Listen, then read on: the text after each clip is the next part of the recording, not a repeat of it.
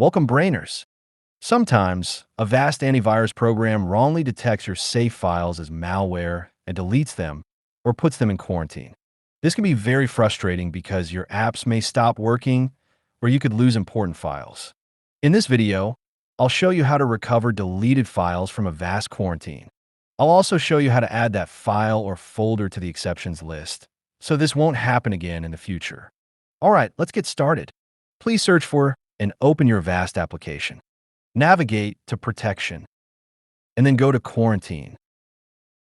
This is where all the files Avast detected as malware are stored and isolated from the rest of your computer. Carefully select the file or files that you know are safe. Click on the three dots menu right over here and choose Restore and Add Exception.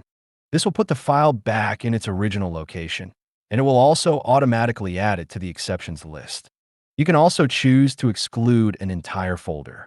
To do that, please go to Settings, General, and then Exceptions. Over here, click Add Exception. Select File or Folder. Use this little icon to navigate to the folder you want to exclude. Once you select the folder, click OK. Then click Add to complete the action. We have now excluded the entire folder, but remember you should do this only if you trust the app and the folder. Let's try running the app that was giving errors before.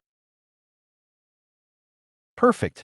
Everything is working as expected, and I no longer get any errors.